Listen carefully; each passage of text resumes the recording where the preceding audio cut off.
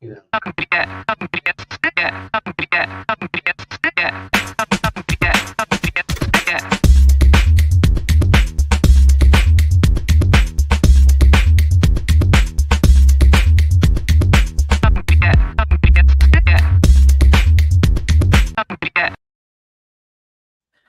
Good morning, Chris. Stephanie, how are you? Happy Thursday to you. You're looking beautiful as always. How was your So are life? you. So are you. Thank you. My I hair haven't looks talked to you good. for a while. We I haven't know, been it's on been an a episode together for a while. Did you watch the Super Bowl? I did. I did watch the Super Bowl. Did you hear that about Bad Bunny's new song that he put out about a tortilla? Actually, it's more of a rap.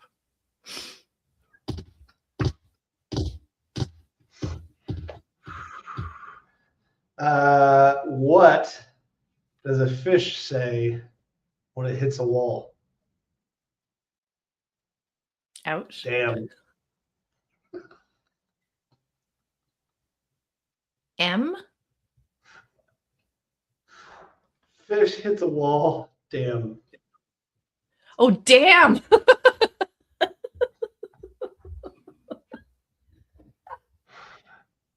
It took you a really long time to get what I consider to be one of the stupidest dad jokes ever. I heard M. No, And I'm damn. like, damn. Damn. What does that even mean? That's just my You don't damn, like my damn you don't my like Texas my Texas mouth, right? I can't speak, so it's fine. Well, okay. I forgive you.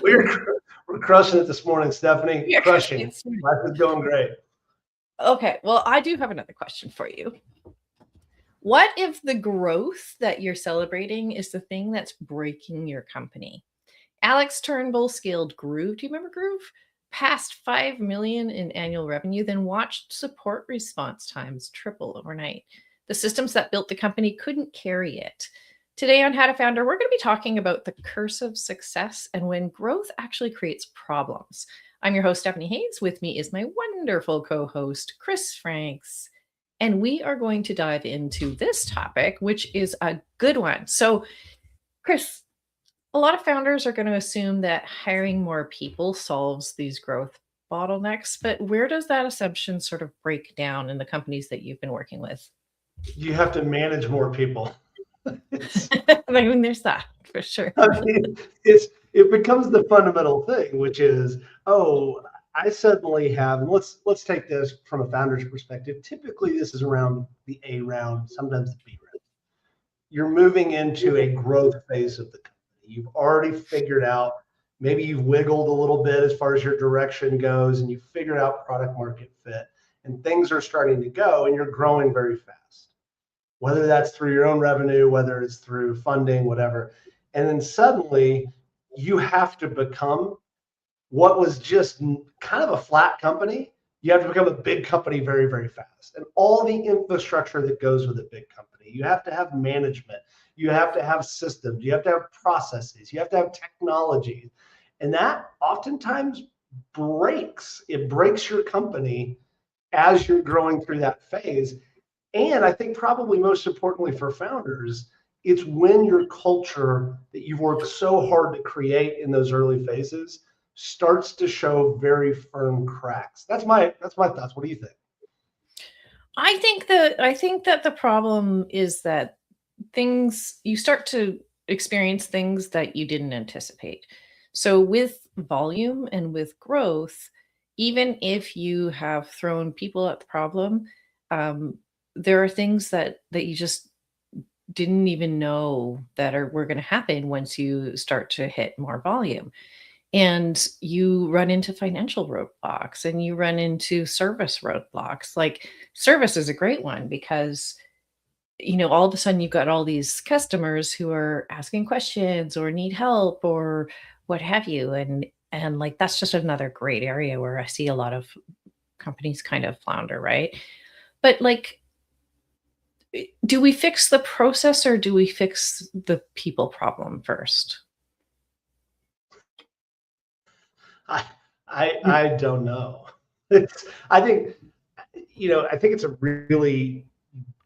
it's actually a really nuanced and difficult question, is to say, Do more people on your team start to solve some of these problems? Yes, if they're the right people.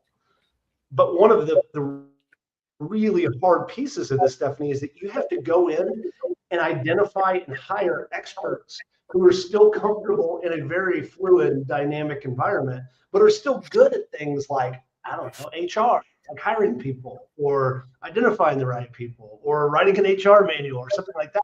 And that's an incredibly difficult time. You had like early on, finding a few people that want to do everything. I don't want to say it's hard, but I think it's easier than then starting to find functional experts that are still very comfortable with the chaos and creating order out of chaos. I think that there's a bigger problem on the people side because when you're in high growth, everything's moving really fast, right? And you have a lot of people that are moving through their jobs really quickly. So you lose a lot of, like, you have a sieve there in terms of knowledge and knowledge management. And so you're constantly retraining people, or you're losing some of that inherent tacit knowledge that existed with the people who were there first, right? And then you've got all of, inevitably a founder gets to this growth phase and they're like, oh, we need to put all of these things in place that a big company has, but they're not ready for it. And so when there's this hyper focus on one area of the company when you're in high growth, it is at the detriment of the rest. Like I am thinking of an example of a kind of a startup that I know about that they added 500 people in 6 months. Holy crap. Like, there's just no way that that's gonna be okay. And we're not talking this is a big organization where 500 people is, like, nothing. This is a startup, right? They had, I think, 100 people before that. So, inevitably, everything imploded, and they had to let go of 300, right? So, what happened there? It was not being prepared to do what you needed to do with those people. It was, you can't just shove them into jobs and all of a sudden it just all works, right? There is inherent knowledge that has to be developed within the organization, and people need to understand what they're stepping into, and that infrastructure just wasn't there. Where have you seen that happen? I think, and it's a good question, because what immediately pops into my mind is, all right, practically what breaks? So if you're in scale up mode, what breaks? And you just said growing too fast, right? Having too many people too fast without the infrastructure. So if you're breaking that down, and again, to answer your question directly, this is what I've seen. There's not job descriptions. You're basically moving from a flat organization to a departmental organization. If you're hiring that amount of people, unless you're Jensen from NVIDIA, I think he's got like 50 or 60 something direct reports, right? Or Steve Jobs back in the day. You're going to have a reporting hierarchy. And so you start to then have departments. Within those departments, the people that lead those departments may or may not be good managers. It's a different skill set than being somebody that's early in the company and just somebody that's going to go get shit done, right? You actually have to manage humans, and you have to try to figure out task delegation, all the things that managers do. And then the second piece of that is, so you move into departments, people don't know what they're doing, they don't know how they function, et cetera. But I think one of the real most dangerous parts, and this is what I saw, and there's one really good example in my mind, I won't bring them up because of miserable failure of a company, but silos start to be created even in small companies. And that is devastating for a small company when you have 100, maybe 200 people, and you have 3 departments and none of them talk to each other. That is a very, very dangerous time. Does that resonate with you? Yeah, I think so. And, we can't underestimate. I mean, this is why we build our business. It's exactly around how teams grow in high growth companies, right? Can we apply all of the old thinking around teams to these types of organizations that are just like in rapid growth mode? And so I think that beyond just job descriptions, it's more about job architecture and thinking about who you hire not based on functional roles, but based on who this person is. Like I know in my organization, I need a commander and I need a fact finder and I need a connector in each of my teams. So I want to hire for those skills as opposed to for some type of functional technical skill, right? Certainly we need those as well. But thinking about teams differently rather than just like the functional hierarchy is super important. And these are teams that have to cross pollinate at this stage. They have to be able to build their own knowledge base, they have to build their own processes. And so it doesn't work to stick a whole bunch of people into rigid frameworks at this point in time. So I guess that sort of comes back to the question of, do we build people or processes first? Yeah, the thing that, and I think it's really an important point you just brought up, because in the traditional approach, I'm getting, all business school here, but in the traditional approach, the decision you have to make is whether or not you form cross-functional teams or verticalized teams. That's a very real decision. So, if you think about it from a software perspective, you put all the UX people on one team, and you put all the backend engineers on another team, and you put all the QA people on another team, then you have to figure out a way for work to flow between them. That would be a verticalized organization. And then a horizontal one would be where you do cross-functional teams. The reality is that neither of them work for exactly the reason you were just saying, right? What I'm talking about is a functional organization, and what you're talking about is a human-centric organization, which is a very different approach than we grew up with. It was like, hey, we don't really care about the people in the room. We care about the job to be done and the task to be done. And what you're suggesting is something that's a new way for us to look at teams and overall organizational design, is this idea of the actual humans that are in the room. So press on that just a little bit. Yeah, yeah. I mean, if you can dig into this stuff and read like humanocracy and holocracy and all of those sort of human centered design structures, but it kind of makes like a lot of sense, because when I don't know if you're familiar with organizational network analysis, but this is this practice of, you can actually go into the organization with technical tools and you can map out what I call the deer trails inside of the organization. So we may have a functional hierarchy, but the true patterns of communication, of collaboration inside of the organization can be pulled out from observing who's talking to who most, who's working with who most, like what are those actual patterns of collaboration inside the organization. You start to look at that and you start to see a really different like blueprint of how the organization is kind of self-organizing.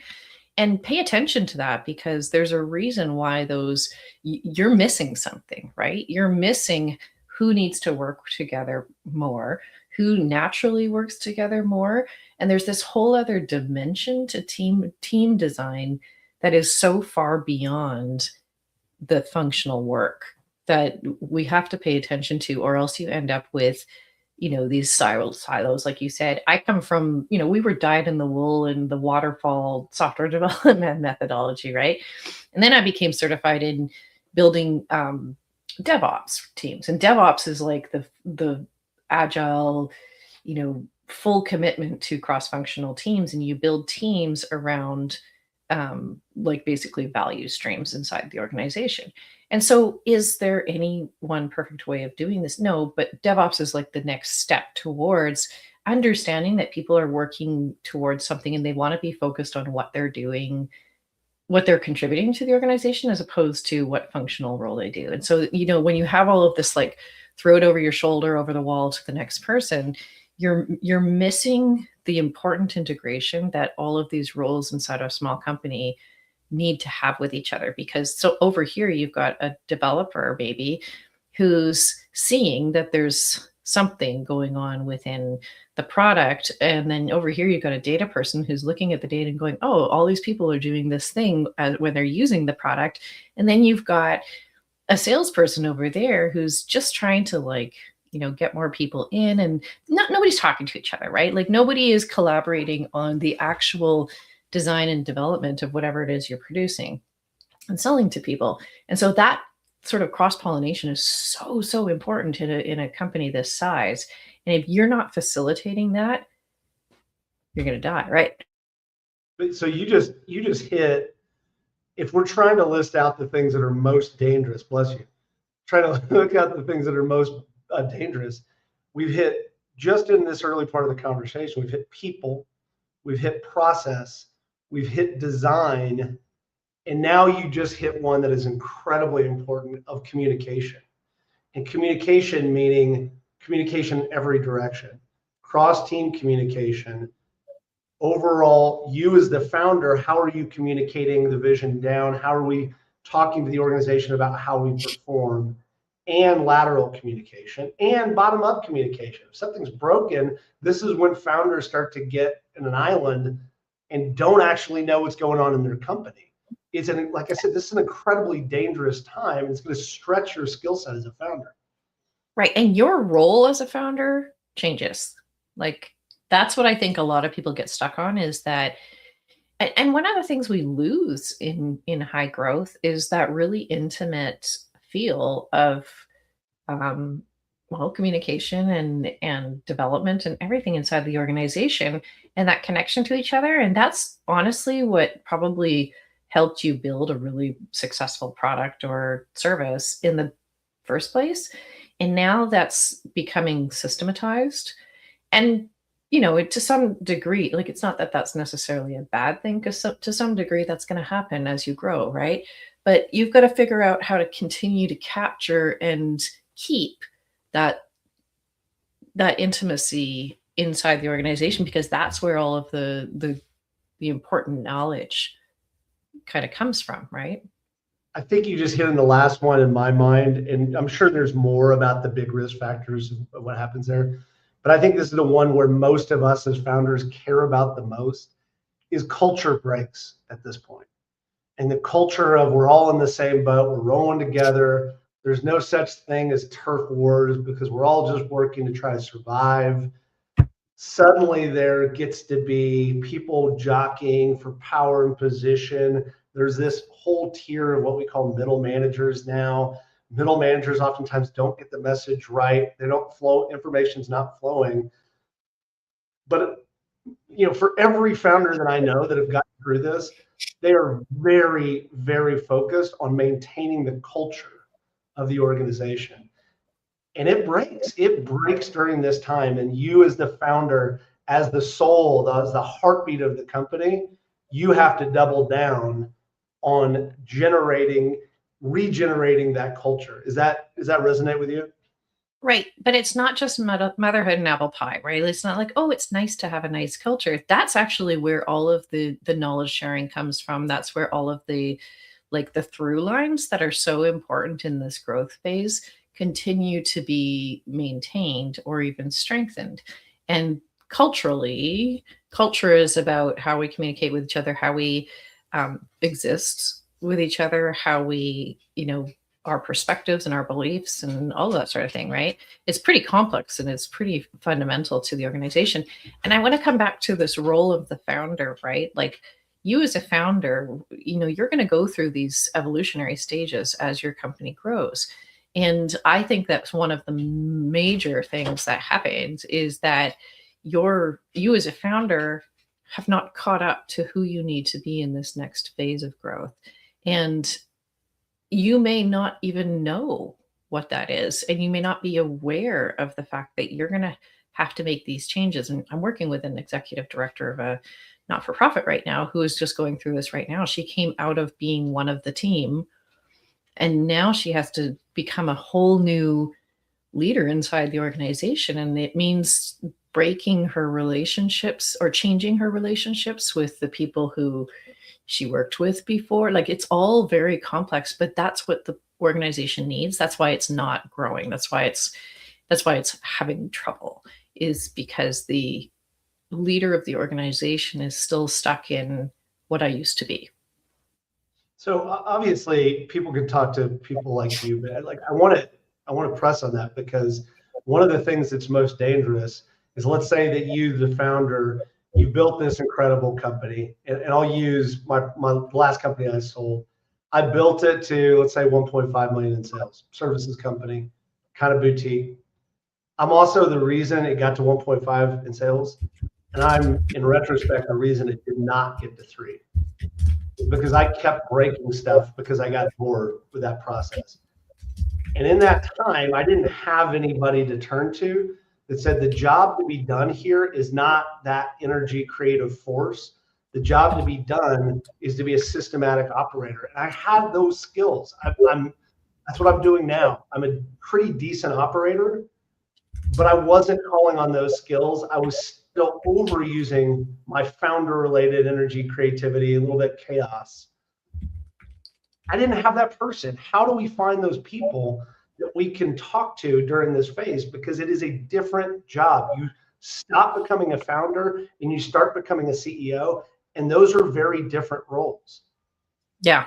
Yeah. I have a program called CEO Evolution for that very reason, because when CEOs step out of the doing role, like I'm one of the team and doing it, it's hard for them to do, because they usually come from a doing role. Like that's where they started up the business in the first place, because they were a whatever, and they started by doing that. And then stepping out of that makes them feel like they're not doing something, like they're not participating, and the team's going to look at them like they're just being egotistical or whatever. But actually what the business really needs for them to do is like step into that next thing where their focus is on money now, and relationships and partnerships and like I don't want to necessarily say managing people, but building a team for sure that can and being smart about, like, you have to be able to keep that strategic view of your business all the time and not get sucked into, well, I have to be, my people aren't going to be happy because I'm not in there doing the work, and my people aren't going to be happy because I'm now, not as connected with them or what have you. It's a yes and thing, right? Like you can build the culture that keeps people feeling connected, but you have to teach people that you're now a new leader inside the organization. So I think we've gotten to a couple of these points, but I want to codify this, which is the advice you would give yourself or another founder that's going through this phase. And I think we've said a couple of things, but just to say, to press on. Number one is that it's your job to maintain or rebuild the culture. Number two is your job is different.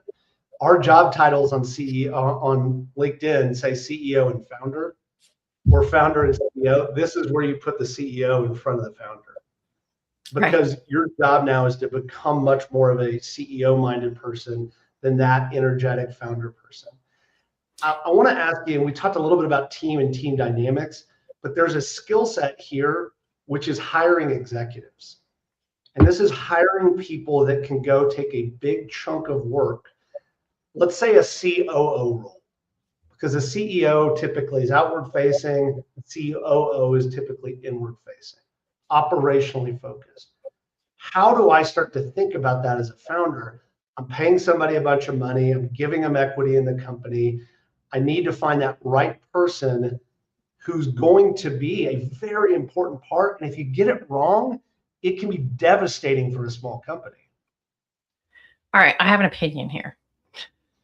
No, you never have an opinion, Stephanie. This is why this is so hard, is because you have to find a unicorn. You have to find somebody at this stage who understands growth focused companies and who has also been like, they have the experience to know what we're shooting for, but they've also had the experience of working in a small high growth company where everything's different, right? So they're that bridge between those two. So you can't hire a COO who is coming out of some multi-billion-dollar organization. That's not going to work. They don't understand it. You also can't hire a super scrappy person who's used to working in startups, because you will not get past that. You will not get to the next stage. So that is a very important hire. All your sort of leadership team is going to be important hires, because they have to be that right, and don't skimp on that, right? Like, don't just go and hire somebody because they've got COO experience on their resume. You've got to look for the, like, that is your most important investment. I would say also, you need to ask yourself if you're ready to be a CEO. And I also think it's totally okay if you're not, because there are people who are innovators. There are people who are so, like this, especially I see in the tech industry, these really smart technical people who have an idea and build something and then cannot lead an organization. And it's okay if that's not the role you want to be in.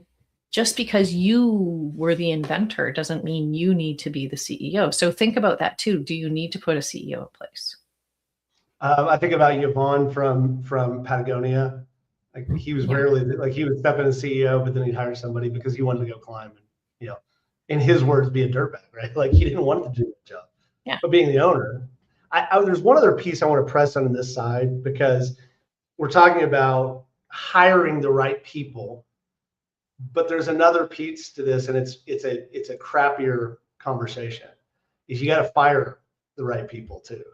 And when I say fire, there is a group of people that you just came through hell with and that worked their asses off and that were like by you and committed, and you stayed up late and you went through this incredible journey with, and they're probably not the right person to go be a leader in this next level. And it's a terrible time because you have to look somebody who you genuinely care about and say, I'm sorry, you're not going to be the CEO. You don't have those skills. Even when you're feeling like an imposter and you're saying, like, I don't know that I've got the skills to be CEO. That's a very difficult thing to do. And I think it's actually harder than hiring the right person. I think it's moving somebody that's been in that role aside is really hard. This conversation I just had yesterday with the same executive director of this organization. And the big mistake people make, and I'm going to come back to this because it's my little, hill to die on, but is that people are thinking about the functional job, right? So she's got, right now, their little organization needs a certain portfolio of skills, right? And they need certain tasks done, and they need certain, I want to say personalities, but that's not quite right. But they need certain personality profiles to be able to, if I were to look at a map of the organization and say, this is what's going to make this organization successful, this is what she needs. But she's got like 3 fact finders on her team, right? And so when you understand people and their motivations and their accountabilities and what they are driven by, you start to see that you've got a team of people that are really not a fit for what the organization actually needs. And I think that's a really hard conversation. It's not even about the people not being good at what they do. It's that your business needs this right now. And this is what no one is doing. They are not looking at the organization and saying, this is what we need, not functional roles, but like we need, yes, these tasks done, but we also need this portfolio of this profile of different types of people. And we also need this portfolio of how people work together, right? That's what the business needs right now. But if you start plunking people in who are all one type of portfolio, one type of, archetype, you're going to have a really tough. And so the people that you have around you right now might have been really good at what they were doing in that type of environment, because as people with their strengths, they happen to work in that type of environment really, really well. But once they start to get into the next phase, it's not a match. So I think it's less about, it's classic, yeah. It, You right? hire a bunch of people that want to tell people what to do, and there's nobody left to do the shit. I've got a bunch of people that are looking around being like, let's delegate that. Like, to whom? I think it's even deeper than that, right? It's like, if you're familiar with sort of, Clifton Strengths or your Colby or any of these things, there are these sort of archetypes of people, right? Activators, commanders, fact finders, like fact finders are totally motivated by going and learning things, right? Like they want to collect all of the information.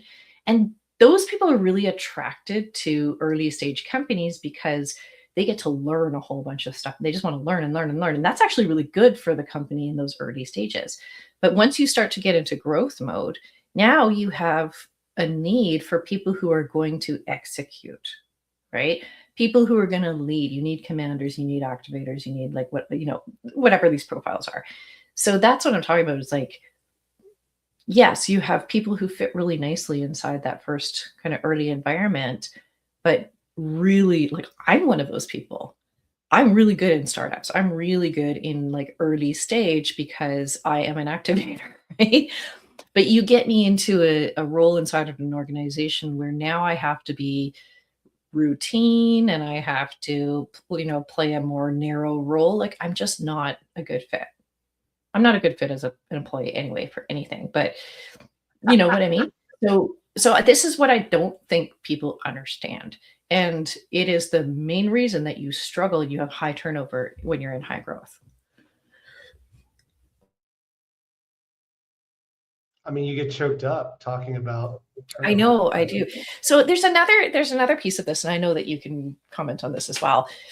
There's another piece that's about money, right? So if you're in high growth, the way that I remember being in, like, I've worked in startups my entire life, and so many conversations are about money. How are we getting money? Where's money coming from?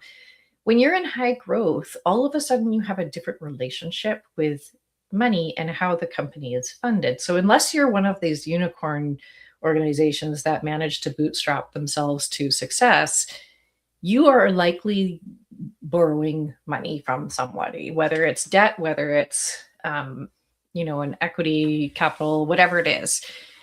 Now your job is to start to figure out how you're going to fund growth. And that becomes almost a full-time obsession for a CEO. It's like where most of your work is going to start to go, is now how do we fund growth? And there's so much that we don't think about that you need in order to fund growth. And I think a lot of CEOs and founders are still thinking pretty small, like bootstrappy. And I think that's a huge shift for them to make, to start thinking about big money, right? Like much bigger money than before. And you cannot grow by saying, well, we'll just take what we need, right? You actually have to think about what it means. And that's a whole different mindset, right? Do you agree? Yeah. So it reminds me, there's an old saying, which is there's only 3 jobs a CEO has. And if you take any additional jobs, that's fine, but that's not your key job. Job number 1 is, how does the organization fund itself based on the plan that you and your team put together? Job 1 is money. It is your job to make sure that there's enough money for the organization to go achieve their goals based on the trajectory that you and your team have set. Number 2 is people. You have to have the right people in place. It is up to you to go find and recruit those people. And number 3 is the culture of the company. Everything else below that, you can hire for, you can delegate. If you're doing it, you have to question whether or not why. Are you doing the right thing? Are you making those things? Again, Steve Jobs, famous, was the product lead at the company. He didn't have to be. That was just where his strength was. But those 3 things for a CEO are non-negotiable. And to your point, oftentimes, particularly coming out of founder mode, we have a scarcity mindset. We just want to raise just enough. And we know how hard it is to raise money, et cetera. But there's another rule of thumb that I'm thinking about here, which is it always takes twice as long and it's twice as expensive as you have planned. That is one of the most universal truisms on anything in startup, Stephanie. It takes twice as long and it's twice as expensive as you think. I think back to every one of my projects, it's always taken twice as long and it's twice as expensive. Great plan, but it's twice as expensive. So do you just budget twice as much? Yeah. I think so. There's that tension, right? There's that tension between like, okay, now I've borrowed money or I've gotten investment or whatever it is. And now I am accountable to somebody. And now I have to deliver something at a certain time and results at a certain time. And so now my focus and my like obsession becomes that. How do I now say, oh, well, it's going to take twice as long? It's the book by Reid Hoffman, Blitzscaling, talks. This is what that book's about. It's about his experience with LinkedIn and PayPal, Yeah. and about how if you want to go down this route and you want to scale very quickly and you're in this growth mode, you probably need to raise more money than you think you do. And he's like, in some cases, you need to raise a lot more money than you think you do. It's like, it's just the way it is. And I think you need to surround yourself with people who are going to be like, hey, hiring 500 people right now is probably not going to work. Like, whose idea was that? Yeah. How did you have a whole team of directors who are like, yeah, no, great. That sounds really good. I have a story like of the guy who just loved this office space so much. Closed his A round, signed a 2-year lease on a gigantic piece of office space. His board got wind of it and went, "What the fuck are you doing?" and fired him like 2 months later, because it was it was a third of his budget or something. But he just wanted this office space. It was so cool, and so immediately the company failed because he rented too big of office space. Different sort of growth problems.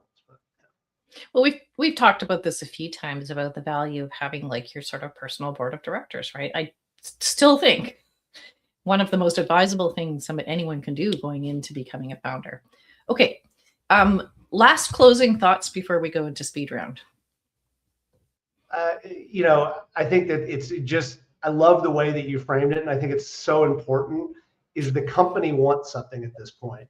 And the best thing that you can do is the company is not you anymore. It's this thing. And you need to start looking about what the company needs and what the company needs from you as the CEO, not the founder.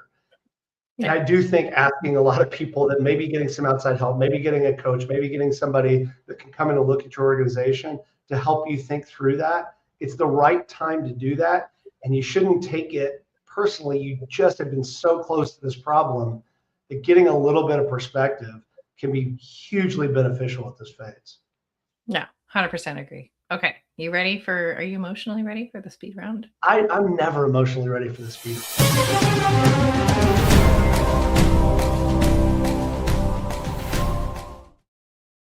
I had to just get a quick cry there.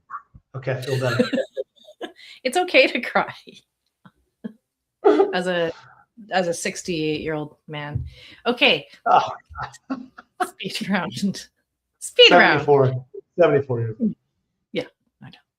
Your star performer resists the new systems. Do you replace them? Yes. It sucks, but you gotta. What percentage of revenue should fund your internal infrastructure? It's a crappy answer, but it depends. If you're in hyper scaling, blitz scaling mode, very little. For the most of us mere mortals, you want to be somewhere between 30 and 60%. Name the first process a growing company should formalize. Hiring and onboarding. Onboarding employees or onboarding customers? Employees. More damage, scaling a broken process or stopping to fix it? Scaling a broken process. 10 out of 10. Revenue growth or operational stability, which gets budget priority? Revenue growth. And it sucks. Sorry, COOs, but it's always revenue growth.